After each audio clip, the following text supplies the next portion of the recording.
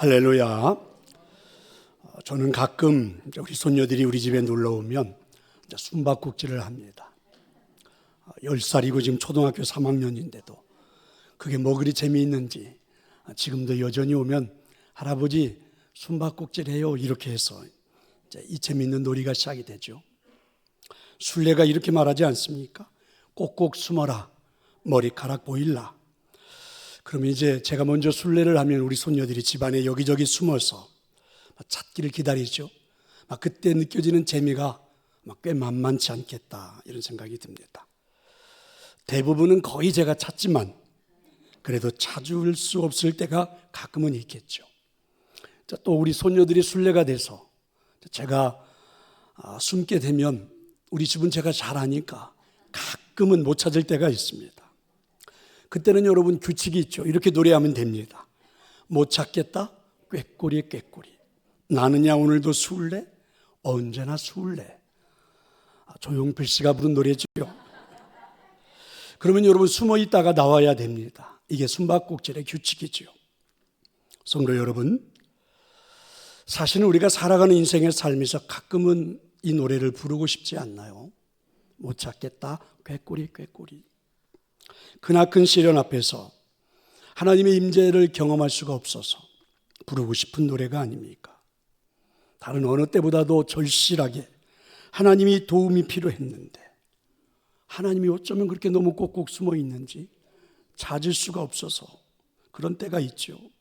그래서 숨바꼭질의 규칙처럼 못 찾겠다 꾀꼬리 꾀꼬리 하고 우리가 노래를 부르면 짱 하고 하나님의 얼굴을 우리에게 보여주시면 얼마나 좋을까. 오늘 15절 말씀에 보면 이사야 선지자는 이렇게 고백을 했지요. 구원자 이스라엘의 하나님이요 진실로 주는 스스로 숨어 계시는 하나님이시니이다. 이렇게 고백합니다. 무슨 말씀일까요? 이사야와 이스라엘 백성들은 못 찾겠다 꾀꼬리 꾀꼬리 하고 노래를 부르는데 그래서 하나님이 짱하고 얼굴을 보여주시기를 바라는데 그렇지 않다는 것이죠. 이사야 선지자는 이스라엘 백성들이 우상 숭배의 범죄로 인해서 이 조국이 무너지게 될 것이고 그리고 많은 백성들이 바벨론의 포로로 끌려가게 될 것이라고 예언을 했습니다.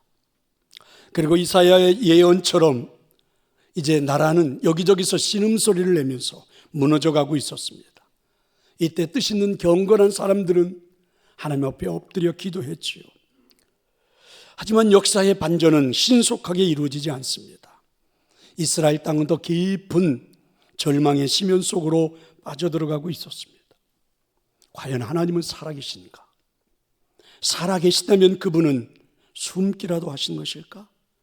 답답하다는 거죠. 도저히 찾을 수 없다는 것이죠. 못 찾겠다 꾀꼬리 꾀꼬리 라는 노래를 부르고 싶은 심정이라는 것입니다. 왜냐하면 이 노래를 부르면 그죠? 숨어있던 사람이 얼굴을 드러내는 규칙처럼 숨어 계신 하나님이 좀 우리에게 얼굴을 보여주시면 얼마나 좋을까? 자, 이런 이야기입니다. 성도 여러분, 우리도 오늘 이 본문의 이런 역사적인 상황처럼 하나님이 숨어 계시는 것 느껴지는 답답한 순간들이 있지 않나요? 어쩌면 지금 현재가 그런 분들도 있겠죠. 그렇다면 이런 상황 속에서 사람들은 어떤 의문, 어떤 질문들을 하게 될까? 이런 상황들이 펼쳐지면 우리가 가지고 있는 의문들, 질문들이 있을 수 있겠죠. 그리고 그 질문에 대한 하나님도 대답을 하시겠죠. 그게 이제 오늘 우리가 읽은 본문의 말씀입니다. 이런 상황 속에서 사람들이 가질 수 있는 질문, 하나님은 또 어떻게 대답하실까? 한번 생각을 해봅시다. 하나님이 숨어 계시는 것처럼 느껴질 때 사람들의 질문입니다. 주님, 당신이 살아계시다면 이런 말도 안 되는 고통이 당신의 자녀들에게 허용되는 이유가 뭡니까? 주님은 과연 사랑이십니까? 하나님은 과연 전능자이신가요? 그리고 과거 역사의 지난 날 그렇게 기적적으로 역사하셨던 주님, 도대체 오늘은 어디에 계신 것입니까? 자, 이런 질문들, 이런 의혹들, 이런 의문들이 사실 우리 마음에는 나타나기 시작하죠. 이걸 함축해서 말해본다면 이런 거 아닙니까? 정말 하나님의 사랑을 끝까지 믿어도 좋을까? 하나님은 사랑이시라. 하나님은 선하시다. 자, 이렇게 말씀하는데 도대체 이해하기 어려운 그런 일들이 내 삶에 허용되는 까닭은 무엇일까? 자, 이때 이제 우리는 이런 의문들이, 이런 생각들이 우리 마음을 파고들기 시작하죠. 우리들도 부모들입니다. 우리 자녀들에게 우리는 좋은 것, 그죠? 나쁜 것 주지 않습니다. 그런데 하나님은 자녀들인 우리에게 나쁜 일들을 경험케 한다. 따라서 우리 하나님 아버지는 사랑이 아니시다. 이런 의문들이 생길 수 있다는 거죠. 성경이 우리에게 선포하시는 하나님은 사랑이십니다. 이 말씀의 진정성이 자꾸 의심되기 시작하죠. 하지만 하나님은 사랑이 아니다. 이렇게 우리들의 삶에서 결론을 내리기 이전에 먼저 생각을 해보자는 겁니다. 먼저 생각할 것은 과연 우리가 경험하고 있는 이 어려운 일을 하나님이 주신 것일까?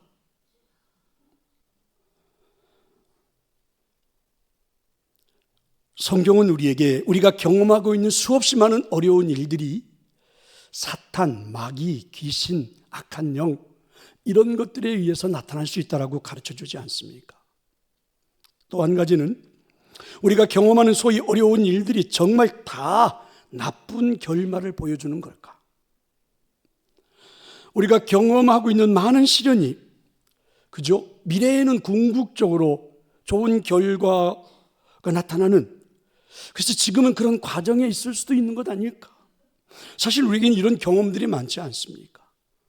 예를 들면 요셉, 그가 경험했던 청년의 시절의 모든 시련들, 형제들의 미움을 받고 급기야는 형제들이 죽이겠다고 구덩이에 던져버리고, 그리고 형제들이 그를 노예로 애굽에 팔아버리고, 애굽에 가서는 노예 생활이 시작되고, 그리고 어느 정도 회복이 되는가 했더니 또 모함을 받아서 감옥에 갇히게 되고, 자, 이 요셉의 이런 시련들이 다 나쁜 결말은 아니잖아요. 오히려 그 시련이 국무총리라는 상상할 수 없는 축복을 누리며 살 수 있게 되지 않았나. 그렇기 때문에 아직은 하나님의 사랑이 아니라 이렇게 우리가 서둘러서 결론을 내리지는 말자는 겁니다. 무슨 말입니까? 내 인생에 펼쳐지는 시련을 놓고 성급하게 하나님은 살아계시지 않는다, 하나님은 나를 외면한다, 하나님은 사랑이 아니시다, 이런 결론은 내리지 말자는 거예요. 아직 내 인생이 실패라고 말하지 말자. 아무리 시련이 커도 내 인생은 참 불행한 인생이라는 패배의식은 갖지는 말자는 것이죠. 아무리 힘든 시련의 과정 속에 있다 할지라도 말입니다. 또 하나, 하나님이 숨어 계시는 것처럼 느껴질 때 사람들은 이런 질문을 던지죠. 정말 하나님의 전능하심을 믿어도 좋을까? 자, 이런 의문이 드는 것은 이런 의혹 때문이 아닐까? 하나님은 전능하셔서 해결하지 못하실 일이 없으신 분이신데, 아니 내가 기도하는 일들이 전혀 해결되지 않는다. 그러면 하나님은 전능하신 분이라고 말할 수 없는 것 아닌가? 이런 하나님의 전능하심에 의문이 생기기 시작하죠. 그런데 여러분, 이런 의혹을 수용하기 위해서는 우리가 먼저 전제적으로 생각해야 될 것들이 있다는 거죠. 예를 들면 이런 겁니다. 우리가 해결을 바라는 문제가, 내가 해결을 바라는 문제가 정말 하나님이 해결할 수 없는 일일까? 하나님이 해결할 수 없는 전능성이 없는 걸까? 이럴 수도 있는 것 아닙니까? 능력이 하나님이 없어서가 아니라 하나님 내가 원하는 방식대로 해결되기를 좋아하지 않을 수도 있는 것이 아닐까? 적어도 나를 위해서 말입니다. 내 사업이 부도 직전입니다.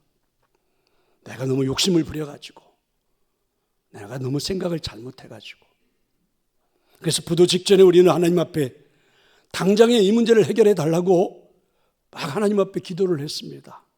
이 문제가 지금 당장에 부도 처리가 아닌 회상하게 해달라고. 이건 내 방식이죠. 하지만 하나님의 방식은 그러지 않을 수도 있지 않는 것이 아닐까. 이런 것들입니다. 신학자들은 하나님이 전능하시지만 하실 수 없는 일들이 있다 이렇게 주장을 해요. 저는 동감합니다. 예컨대 하나님은 하나님 자신의 품성 그리고 그 뜻을 거스려서 행동하실 수가 없습니다. 예컨대 하나님은 거짓말을 못해요. 이유는 그분의 품성이 거짓이라는 품성을 가지고 있지 않기 때문에 그렇습니다. 그분의 속성 자체가 참되시기 때문에 그래요. 거짓말은 그분의 뜻을 거스리는 거거든요. 그러니까 여러분, 하나님이 우리를 대하실 때 그렇게 대하실 수 있는 것 아닌가. 따라서 우리가 기도하는 일들 중 응답되지 않는 것 중에는 꼭 하나님이 전능하지 않아서가 아니라 그분의 뜻이, 응답이 우리와 달라서 그러실 수도 있음을 기억해야 되지 않을까. 그러니까 하나님의 온전한 뜻이 무엇인지를 우리가 알기까지는 너무 서두르지 말자. 너무 쉽게 결론을 내리지 말자는 겁니다. 내 문제가 원하는 대로 해결되지 않는다고 하나님은 전능하지 않다 이렇게 말하지 말자는 것입니다. 내 생각하는 방식대로 이루어지지 않는다고 하나님의 전능하심을 의심할 수는 없다는 겁니다.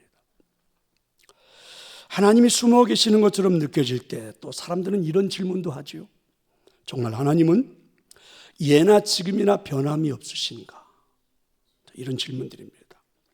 성경을 통해서, 기독교 역사를 통해서 하나님께서 행하셨던 수없이 많은 기적들을 우리는 들었고 보았고 믿었습니다. 근데 이제 우리의 딜레마는 이런 거죠. 그런데 왜 오늘의 이 상황에서는, 내 현실에서는 하나님 왜 동일하게 기적을 행하시지 않는가? 라는 것입니다. 과연 하나님은 어제나 오늘이나 동일하시다는 말이 맞는 걸까? 진실일까? 하나님은 불변이실까? 자, 이런 질문들이죠. 그래서 어떤 분은 옛날의 하나님, 그리고 성경의 하나님, 과거의 하나님은 내가 믿겠지만 현재, 오늘 내 삶에 현존하고 있는 하나님은 믿지 못하겠다. 이렇게 결론을 서두르는 성도들이 있다는 것이죠.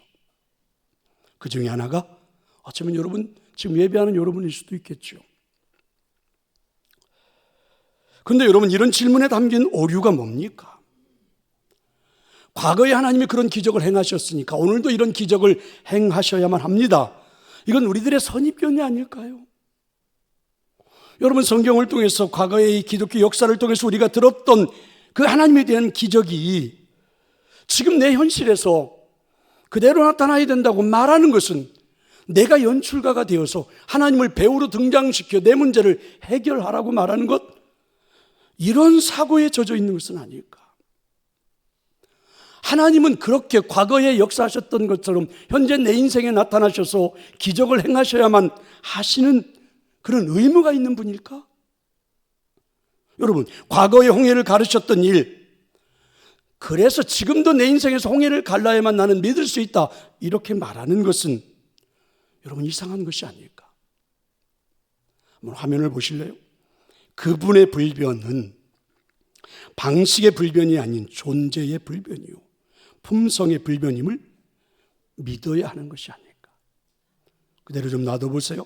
잘 한번 보세요. 좀 말이 어려운데, 그분이 변하지 않는다는 불변은 여러분 방식의 불변이 아닌 그분의 존재, 살아계심, 그리고 품성, 그분은 여전히 사랑, 그분은 여전히 전능자, 이런 불변이라는 것을 믿어야 하는 것이 아닐까. 그러니까 우리가 너무 결론을 쉽게 내리지는 말자는 겁니다. 성도 여러분, 삶의 자리가 힘겨워 하나님을 찾지만 숨겨져 계신 그 하나님처럼 느껴져서 못 찾겠다 꾀꼬리라는 노래를 얼마나 부르고 싶은 그런 순간들이 많습니까? 힘겨운 순간들을 지나면서 자꾸만 우리 마음속을 파고드는 이상한 의문들, 그런 것도 생기지요. 정말 하나님은 나를 사랑할까? 전능자 하나님을 믿어도 좋은 걸까? 과거의 하나님과 지금 현재 하나님은 동일한 걸까? 이런 것들요. 하지만 힘겨운 인생 때문에 의문이 들어도 성급하게 결론을 내리지는 맙시다. 하나님의 사랑을 의심하지는 마십시다. 전능하신 하나님을 여러분 외면하지는 마십시다. 내가 원하시는 방식대로 나타나지 않는다라고 해서 하나님이 변했다 이렇게 말하지는 맙시다. 자, 그러면 이제 이런 의문을 가지고 이런 질문을 가지고 있는 우리들에게 하나님은 뭐라고 대답을 하실까요? 어떻게 말씀을 해 주실까요? 하나님의 응답은 뭘까? 하나님은 이런 우리들의 의문에 어떻게 대답하실까요? 근데 의외로 하나님은 오늘 본문에서 하나님의 사랑, 전능하심, 그리고 하나님의 불변 이런 걸 의문을 제기하고 의혹을 제기하는 우리에게 자신은 진짜 사랑이다, 능력이다, 나는 변하지 않는다, 이걸 우리에게 입증하려고 하지를 않아요. 우리가 그런 의문을 가지고 하나님을 찾아왔는데, 그리고 하나님 앞에 묻고 싶은데, 의혹을 제기하고 싶은데, 하나님은 그런 것에 대해서 여러분 자신을 입증하려고 하는 게 조금도 없어요. 오히려 이런 의문을 품고 있는 우리에게 하나님이 도로 질문을 던지십니다. 인간은 어떤 존재인가? 이런 질문입니다. 다시 다르게 말해보면 자신이 어떤 사람인지 너는 알고 있니? 네가 네 자신을 알고 있니? 이렇게 하나님이 우리에게 오히려 질문을 던져요. 그래서 하나님 두 가지 비유를 들어서 말씀해 주십니다. 자, 여러분 9절의 말씀인데요, 우리 한번 읽어봅시다. 질그릇 조각 중 한 조각 같은 자가 자기를 지으신 이와 더불어 다툴진대 화 있을진도 진에게 토기장이에게 너는 무엇을 만드느냐? 또는 내가 만든 것이 그는 손이 없다 말할 수 있겠느냐? 우리가 흔히 말하는 토기장이 비유입니다. 그러면 10절은 어떻게 말씀할까요? 한번 보시겠습니다. 같이 읽겠습니다. 아버지에게 무엇을 낳았소 하고 묻고 어머니에게는 무엇을 낳으려고 해산의 수고를 하였소 하고 묻는 자는 화 있을진저. 자식을 낳는 부모의 비유입니다. 이 두 가지의 비유를 통해서 하나님은 우리에게 말씀하십니다. 뭐라고 말씀하실까요? 먼저 교만을 버리라 이렇게 말씀하십니다. 그러니까 하나님은 이런 의문을 품고 그리고 하나님을 향하여 이렇게 말하고 있는 우리 인간 자체가 교만하다는 것입니다. 어떤 교만입니까? 인간이 어떻게 하나님의 계획하심과 일하심을 통제하고 다스리려고 한다는 것이죠. 예를 들어 이런 표현입니다. 질그릇된 인생이 토기장이에게 당신 뭘 만드는 것이요? 왜 이렇게 만들었는가? 여러분, 이렇게 묻는 것 자체가 이치에 맞지 않는 것이 아닐까? 아니 여러분, 이런 질그릇이 이 질그릇을 만든 나한테 왜 이런 것을 만들었어? 이렇게 질문한다는 자체가 이치에 맞지 않는 것이 아닌가? 심지어는 오히려 그렇게 질문하는 사람에게는 화가 있을 것이다. 이사야 선지자가 해석을 했습니다. 왜 그렇습니까? 이런 질문을 왜 하는 겁니까? 우리가 교만하기 때문입니다. 자식이 부모에게 뭘 낳으려고 그렇게 고통을 당한 것이요? 하고 우리가 자녀들이 부모에게 묻는 것 그 자체는 이치에 맞지 않는 것 아닙니까? 도대체 엄마 아빠는 날 뭘 만들려고 낳은 거요? 이렇게 묻는 자녀를 우리는 뭐라고 말합니까? 불효자식이라고 그러죠. 사용해도 되는지 모르겠습니다. 호로자식이라고 그러죠. 이건 이치에 맞지 않는 질문이란 말입니다. 오히려 이사야는 이렇게 해석을 했어요. 이런 질문하는 자는 화가 있겠다. 왜 그렇습니까? 교만하기 때문에. 교만하기 때문에. 성도 여러분, 우리는 피조물이라는 것을 잊지 말아야만 합니다. 교만의 본질은 피조물이라는 것을 망각하는 겁니다. 자, 교만의 반대는 겸손입니다. 겸손은 영어로 humility, 라틴어로는 humus에서 나온 말인데 그 뜻은 본래 흙이라는 것이죠. 그러니까 우리는 흙으로 빚어진 존재, 우리는 흙으로 돌아갈 수밖에 없는 존재, 한계가 있다는 말이죠. 다르게 말하면 흙으로 돌아갈 수 있는 것을 우리가 지금 망각하고 이렇게 질문하는 것은 아니냐. 이게 교만이라는 것이죠. 한계가 있는 사람들이, 인간들이 어떻게 여러분 무한하신 하나님께 감히 존재의 질문을 던질 수 있겠느냐. 어떻게 여러분 인간들이 하나님을 향하여 존재 질문 자체를 할 수 있겠느냐 말입니다. 그것 자체가 교만이라는 것입니다. 오늘 하나님 우리한테 그렇게 말씀하세요. 그런 의문을, 그런 의혹을, 그래서 그런 투정을, 그런 불평을, 그런 원망을 하고 있는 그 자체가 우리가 교만하기 때문에 그렇다, 이렇게 말씀하십니다. 그리고 하나님은 또 한 가지는 주를 신뢰하고 주의 방법에 맡기라고 말씀하십니다. 믿으시기를 축원합니다. 우리가 피조물임을 깨달았다면, 한계가 있는 존재임을 깨달았다면 교만하게 굴지 말고 겸손하게 하나님을 신뢰하고 하나님이 우리를 이끄시는 방법에 아멘, 아멘 이렇게 하라는 것입니다. 하나님이 나를 이끄시는 방법에 아멘 하라는 거예요. 우리는 의외로, 인간들은 의외로 교만하게 삶을 살아가는 경우가 너무 많다는 거죠. 내 삶에 나타난 일들을 놓고 오히려 교만하게 우리가 하나님 앞에 명령하는 태도가 더 많대요. 그래서 11절에 이렇게 말하죠. 내 손으로 한 일에 관하여 내게 명령하라느냐. 아니야, 하나님이 하시고 있는 일에 대해서 내가 어떻게, 우리 인간이 어떻게 명령할 수 있어? 하나님, 그 일을 그렇게 하시면 안 됩니다.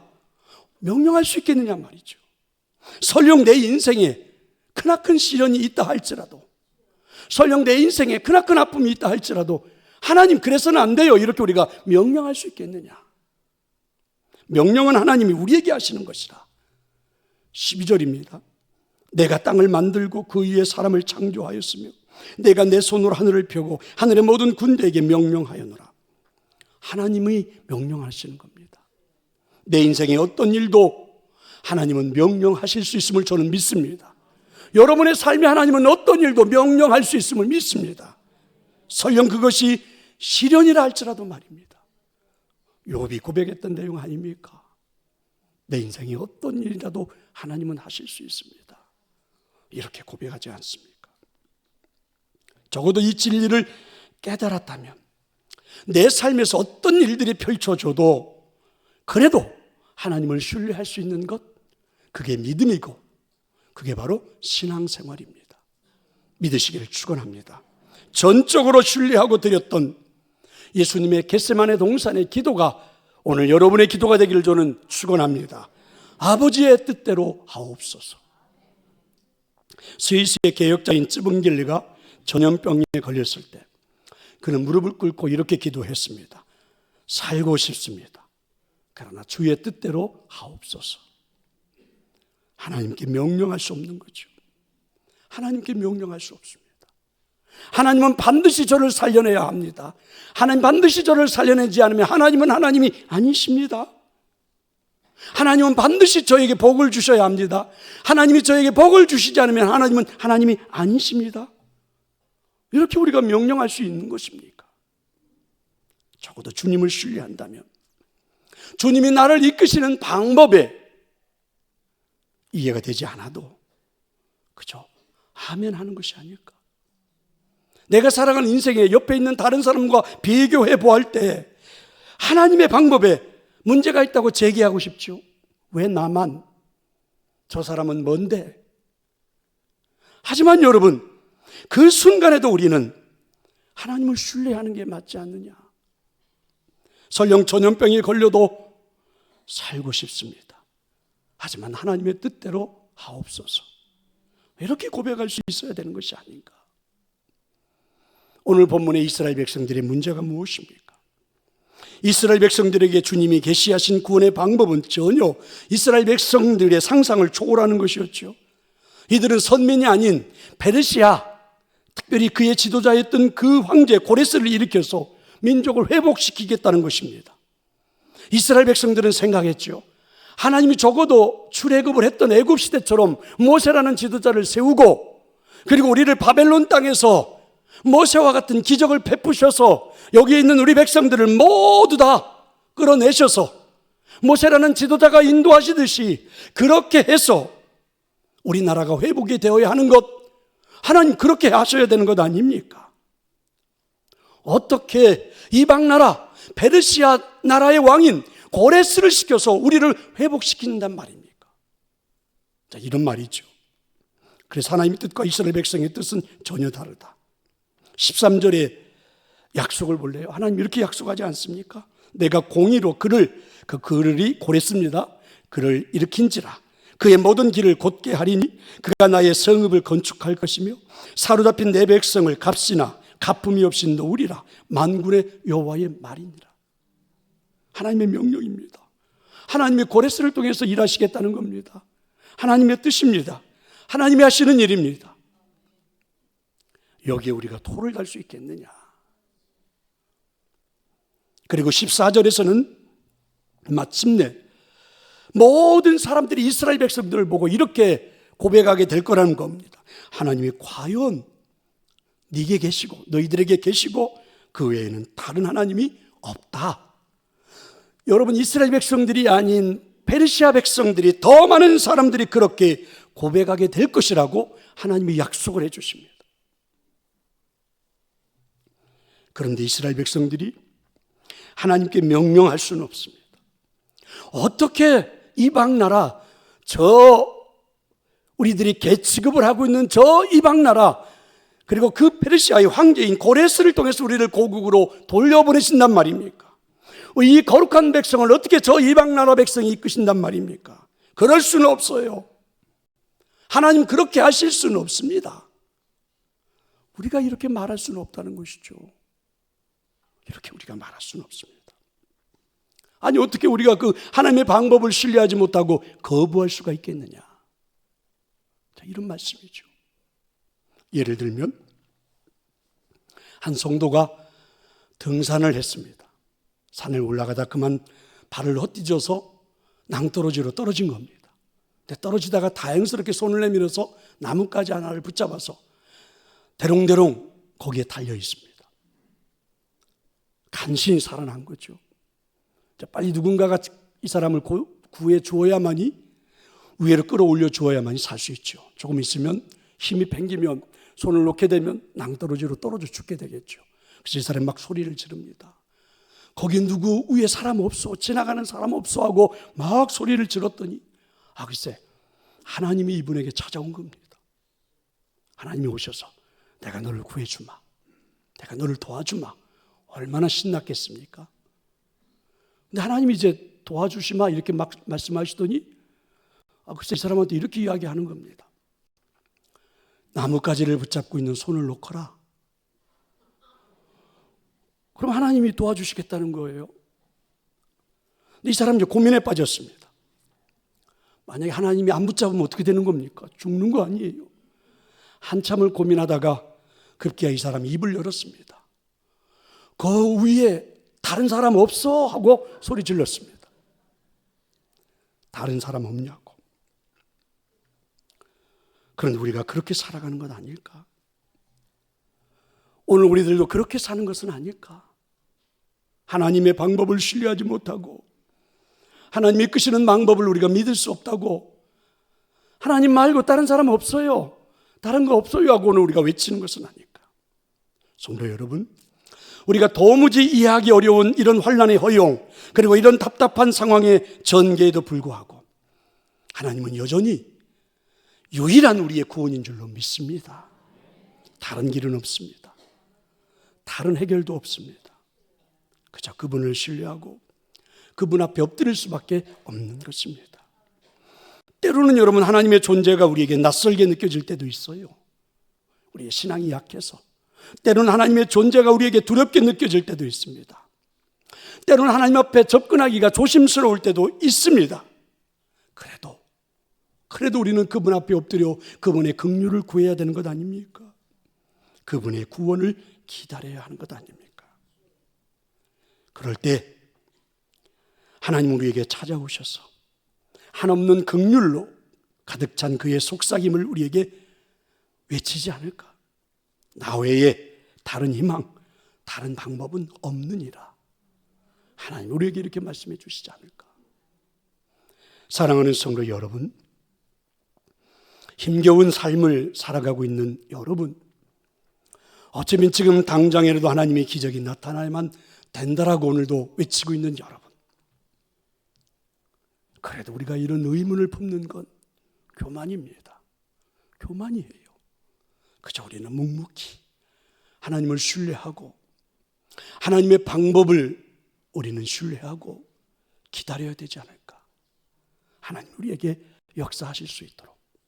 왜냐하면 우리에게는 하나님 외에 다른 희망, 다른 방법은 없기 때문에 그렇습니다. 여러분의 오늘 그런 은혜가 있기를 축원합니다. 자, 이제 함께 우리 찬양하겠습니다. 오늘 이 말씀처럼 하나님을 향하여 고백해 봤으면 좋겠습니다. 왜 나만